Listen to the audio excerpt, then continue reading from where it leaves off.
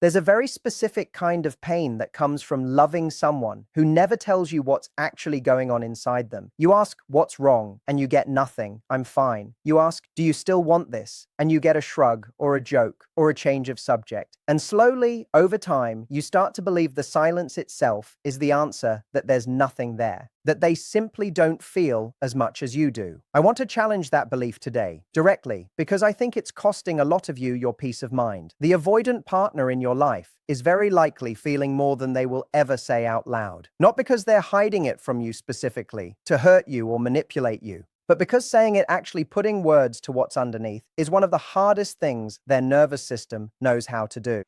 Today, I want to walk you through what those unspoken feelings usually are. Not vague reassurance dressed up as insight, actual, specific emotional experiences I see again and again in avoidant clients and in the research on this attachment style. And then, just as importantly, I want to tell you what you should and shouldn't do with this information, because understanding someone's inner world is not the same as excusing what they do with it. Let's get into it. Before we get into the specific feelings, I need you to understand the mechanism, because if you don't, you'll misread everything else in this video.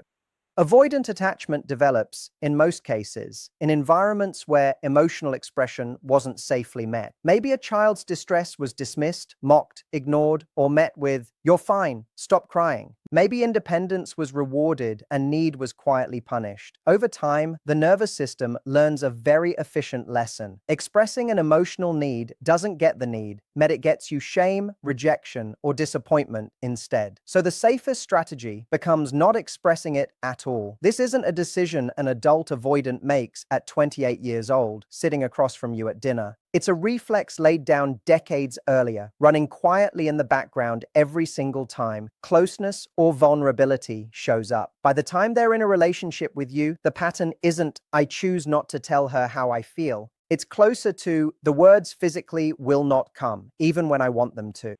This is the part that's hard to accept, so I'll say it plainly. An avoidant staying silent about their feelings is very rarely a reflection of how little they feel. It is almost always a reflection of how unsafe expressing that feeling has felt historically in their own life, often long before they ever met you. Now let's talk about what's actually underneath that silence. The first is fear of losing you.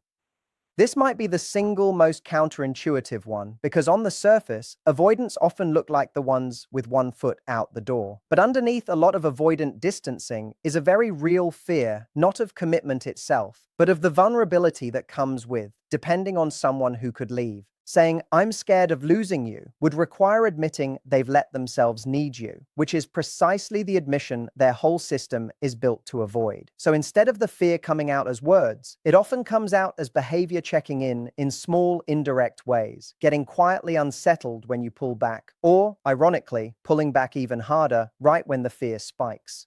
The second is guilt.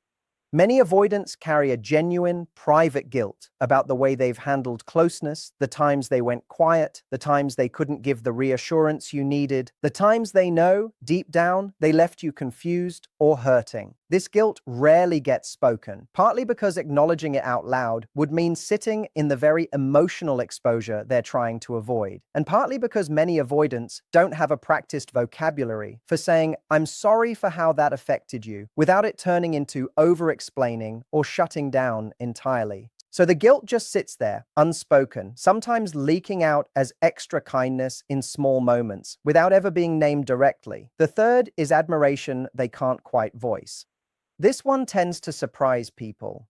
Avoidants often notice and deeply value qualities in a partner: patience, warmth, humor, the way you handle a hard day, but saying it plainly, as in, "I really admire that about you," can feel disproportionately exposing. It's a small sentence that requires acknowledging you matter to them in a specific personal way. So instead, admiration often gets expressed sideways, through a joke, through doing something practical for you, through bringing it up to someone else instead of to you directly. The fourth is the fear that they are, fundamentally, too difficult to love consistently. Underneath a lot of avoidant behavior is a quiet, often decades-old belief that says, eventually, people get tired of me. Eventually, I disappoint them, or I'm not enough, or I take up too much space with my own inconsistency. This belief rarely rarely gets said out loud because saying it would require the exact vulnerability the belief itself warns against. Instead, it often shows up as preemptive withdrawal, pulling away before they can be found out, so to speak, or before they have to watch you get tired of them the way they've quietly expected all along. The fifth is genuine, uncomplicated love, often the hardest one of all to say. I want to be careful here because I'm not telling you every avoidant partner loves you and just can't say it. That would be exactly the kind of false promise I try never to make on this channel. But in cases where real connection exists, avoidants often do feel something that, if they could access it plainly, would sound a lot like ordinary love. The complication is that saying, "I love you," really meaning it, not performing it, requires a level of exposure that can feel, to an avoidant nervous system, disproportionately threatening. It's not that the feeling isn't there. It's that voicing it feels like handing someone the exact thing that could be used to hurt them later. I want to pause here and say something important because I can feel some of you already building a defense case in your head for someone who has hurt you. Understanding why someone doesn't express their feelings is not the same as saying you have to accept a relationship without emotional expression. You are allowed to need words. You are allowed to need "I'm sorry" or "I miss you" or "I was scared" said out loud, clearly, without having to reverse engineer it from someone's behavior like a detective. What I'm giving you today is not permission to stay in a dynamic where you're constantly translating silence into meaning on someone else's behalf, exhausting yourself in the process. I'm giving you insight so that you can tell the difference between two very different situations. A partner who feels deeply but is doing the work slowly to build the capacity to say it, and a partner who uses "I'm just not good with words" as a permanent excuse to never grow. Those are not the same person, and this video is not a blanket defense of either one.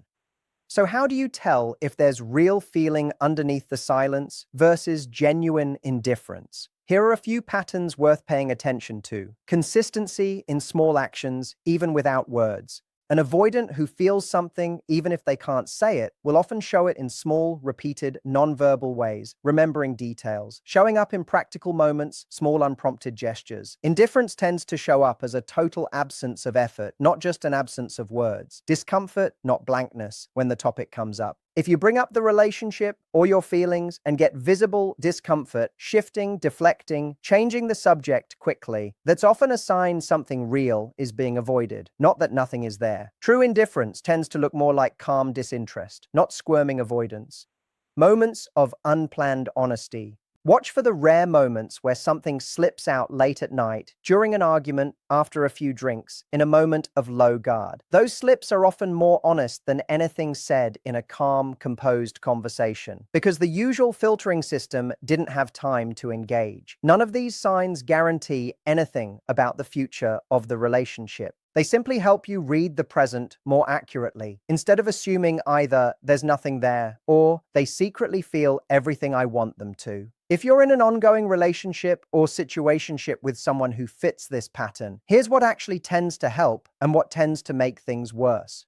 What makes things worse? Demanding immediate verbal reassurance in the exact moment they're activated. If you push hardest for "just tell me how you feel" right when they're already overwhelmed, you're asking their system to do the one thing it's least equipped to do under pressure. This usually produces more withdrawal, not more honesty. What tends to help? Creating low-pressure moments for disclosure, calm conversations, not in the heat of conflict, where you're not demanding an answer on the spot, but leaving room for them to say something without it feeling like an interrogation. Avoidants tend to open up more in side-by-side, low-eye contact situations, driving, walking, doing a task together, than in direct, face-to-face, "we need to talk" conversations. That's not a coincidence. It's about lowering the perceived threat of the moment. What also helps? Naming what you notice without demanding they confirm it. Something like, "I've noticed you get quiet when things feel serious. I'm not asking you to explain it. I just wanted you to know I see it," often lands very differently than "why won't you ever tell me how you feel?" The first invites disclosure without cornering them. The second, even if completely justified, often triggers exactly the defense mechanism you're trying to get past. Here's where I want to be really honest with you, because I think this is the part that actually protects you. Everything I've described today explains the why behind an avoidance silence. It does not obligate you to spend your life waiting for someone to eventually find the words. You are allowed to want a partner who can say, I love you, without it costing them something enormous internally every time. You are allowed to want reassurance that doesn't have to be extracted like a confession.